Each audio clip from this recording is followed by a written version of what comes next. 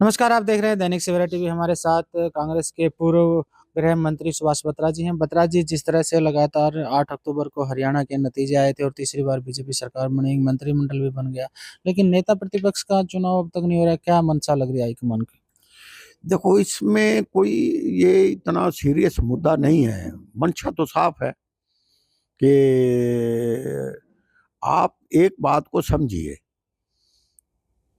एक resolution legislature party ने, कांग्रेस की पार्टी ने रेजोल्यूशन टाइप करवा के भेज रखा है पार्टी हाई कमांड को। होता क्या है कि जिसके साथ मेजॉरिटी एमएलए होते हैं वही सीएलपी का लीडर होता है। अब आपने पार्टी लीडरशिप ने अगर करना था तो बैलेंस पहले करते, पहले तो किया नहीं। मेजॉरिटी टिकट दे दी, मेजॉरिटी एमएलए उसके बन के आ गए, तो सीएलपी का लीडर तो वही रहेगा। तो इसलिए ये एक खाम खा की कंफ्यूज्ड बातें हैं। मैं समझता हूँ, मैंने तो पहले भी इंटरव्यू में कहा था कि पहले खत्म करा, फिर खत्म करके छोड़ दिया। अरे जब सीएलपी का लीडर ऑलरेडी वो है, आज तक अपोजिशन की इतनी सीटें कभी नहीं आई जो अब आई हैं। 37 सीटें आई हैं। लेकिन सरकार का दावा तो आप ही कर रहे थे ना, भाई सरकार आएगी। हाँ, लेकिन लेकिन सरकार का दावा वो तो एक अलग इशू है। उसके ऊपर तो पार्टी ने फैक्ट फाइंडिंग कमेटी बना रखी है। उसके ऊपर हारे हुओं की भी जो जो बड़ी हंस बात है कि जो जो डिफीटेड हैं एमएलए, उन्होंने भी अपनी एक कमेटी गठित कर रखी है। वो क्या कहेंगे? जो जिसका कोई तर्क ही नहीं बनता, जिसकी कोई बात ही नहीं बनती, वो क्या कहेंगे कि भाई ईवीएम में गड़बड़ है। और क्या कहेंगे कि हमारे में गड़बड़ थी या हमारे खिलाफ एंटी इनकम्बेंसी थी। मैं ये कहता हूं, एक बेसिक बात जो मैं समझ पाया हूं कि सिटिंग गेटिंग का फार्मूला ही गलत है। जो जो 3 बार 4 बार बन गया, ये अगर किसी सरकार के खिलाफ एंटी इनकम्बेंसी है तो एमएलए के खिलाफ भी है। क्या वो अपने उस कॉन्स्टिट्यूंसी के लोगों के प्रति खरा उतरा कि नहीं उतरा? अगर मान लो किसी ने कोई काम ही नहीं किया, आप उसको क्यों सिटिंग गेटिंग के फार्मूले में लेके आ रहे हो? यही हुआ, नंबर एक। नंबर दो, जिसके खिलाफ झूठे या सच्चे आरोप लगा दिए ईडी ने या सीबीआई ने, एक हाईएस्ट एजेंसी है, उसने लगा दिए, जैसे सुरेंद्र पवार है, धर्म सिंह छोकर है। अरे तुम वो भी सिटिंग गेटिंग में आ गए, फार्मूले में आ गए, उससे पार्टी को नुकसान हुआ। तो इसलिए मैं ये कहता हूं, जहां तक पार्टी के हार के कारणों पे है वो तो अपने अलग लेवल के ऊपर समीक्षा चल रही है। लेकिन जहां तक बात सीएलपी के लीडर की है, वो मेजोरिटी एमएलए उसके साथ है, इसलिए ही इज कंटिन्यूइंग, और वही रहने चाहिए, मैं ये भी कहता हूं। लेकिन बीजेपी के जो नेता है, मुख्यमंत्री तक की तमाम ये तंज कसते रहते हैं कांग्रेस पे, इनका भाई प्रतिपक्ष नेता ही नहीं चयन किया, तो इनमें ना गठबंधन है ना संगठन है, तो ये कैसे मतलब काम करेंगे? ये कारण एक अलग है कि संगठन तो एक बेसिक पार्टी की एक एक जो कहते हैं ना, जिसके ब्लॉक नहीं है, बूथ कमेटियां नहीं है। मैं 17 साल जिला कांग्रेस कमेटी का प्रधान बना हूं, और बनते ही मैंने 48 घंटे के अंदर 2 ब्लॉक थे रोहतक के, मैंने 2 ब्लॉकों के प्रधान बनाए, उनकी कमेटियां गठित की, बूथ कमेटियां गठित की। आज 16 साल हो गए, पार्टी का संगठन ही नहीं है। तो इसके इसके हार के कारण, सबसे बड़ा तो हार का कारण ही यही है कि देयर वाज नो संगठन। अगर मान लो, आपके पोलिंग एजेंट कहां से आएंगे? आपके वोट निकालने वाले, डलवाने वाले कहां से आएंगे? आपके बाहर टेबल पे बैठने वाले आदमी कहां से आएंगे? ये तो संगठन से ही आते हैं। तो ये सबसे बड़ी कमजोरी और सबसे बड़ी पार्टी की हार का कारण मेन तो यही है कि संगठन का ना होना। लेकिन जो प्रतिपक्ष नेता चयन हुआ, तो कहीं ना कहीं क्या बदलाव की तरफ हाईकमान इशारा कर रहा है? देखो, मैं समझता हूं कि अब क्या बताऊं, कभी ऐसा भी पार्टी का हम देखते थे, छोटा सा रेलवे एक्सीडेंट होता था तो लाल बहादुर शास्त्री जी ने इस्तीफा दे दिया था, माधवराव सिंधिया जी ने इस्तीफा दे दिया था। आज जहां सारा प्रदेश कांग्रेस की सरकार को बना रहा था, बीजेपी के लीडर सकते में हैं कि ये क्या हो गया। उनके लिए भी एक अजूबा है, उनके लिए भी एक अचरज की बात है।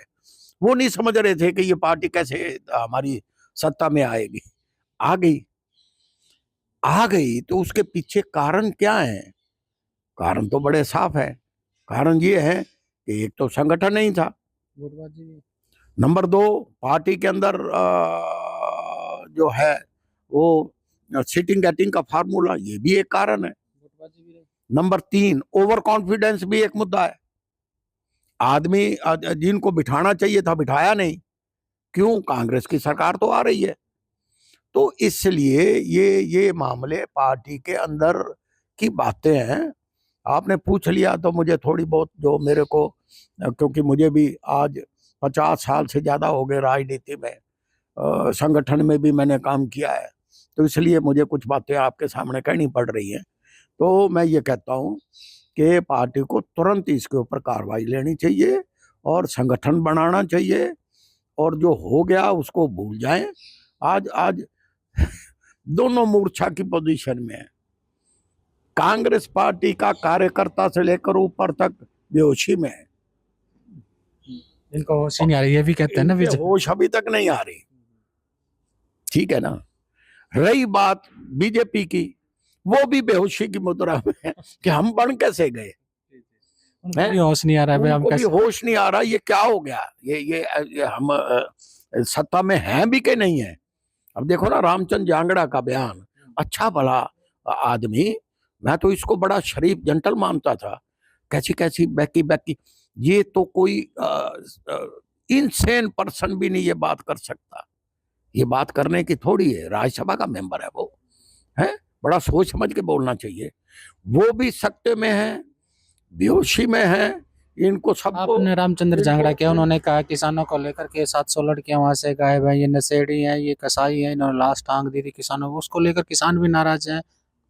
देखो इससे किसान की कितनी भारी, जो बेचारे सड़कों पे हैं उनके ऊपर इस किस्म की टिप्पणियां, ये एक जख्म पे तेल छिड़कने की बात है। आप फिर 700 लड़कियां, अरे तुम कोई डाटा ले रहे हो?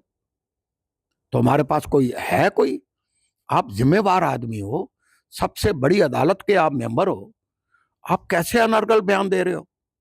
ये तो माफी, ये तो कोई ऐसा कानून भी होना चाहिए कि जो 1 मिनट में उठा के अनसीट कर दे आदमी। ये तो एक पूरा हमला है किसानों के खिलाफ। ऐसी बात नहीं कहनी चाहिए। 700 लड़कियां, 700 का पता है फिगर कितनी होती है? 700 है। अगर 2 लड़कियों का भी लापता का इशू हो तो वो उसके अंदर भी पूरे प्रदेश के अंदर सेंसेशन पैदा हो जाती है। आप 700 लड़कियों की बात करते हो, तो ये वो भी बैके बैके हैं, सत्ते में है कि हम सत्ता में कैसे आ गए। अब कभी कभी अनिल विज का भी बयान सुन लो, है। तो इसलिए मैं समझता हूं कि दे आर, जो हुआ वो हमारी भी समझ से परे की बात है। अब रही सीएलपी के लीडर की, बार बार जो भी पूछता है सीएलपी का लीडर, अरे सीएलपी का लीडर अब शुरू से या तो पार्टी लीडरशिप बैलेंस करती, जब मेजॉरिटी टिकट आपने 90 में से 80 टिकट एक ही आदमी को दे दी, उनके कहने से दे दी, वन वे ट्रैफिक चला, मेजोरिटी एमएलए भी उन्हीं के बन के आ गए। जब मेजोरिटी एमएलए उन्हीं के बन के आ गए, 5-7 बार के हैं, बाकी तो सारे 14 भूपेंद्र सिंह हुड्डा के हैं, अगर उनके हैं तो सीएलपी का लीडर तो वही बनेगा जो मेजोरिटी एमएलए को रिप्रेजेंट करेगा।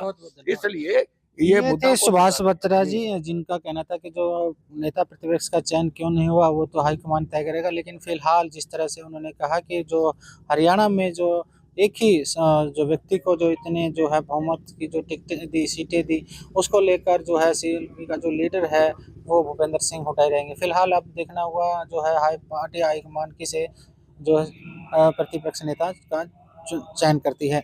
सवेरा टीवी के लिए रोहतक से मैं सुरेंद्र सिंह।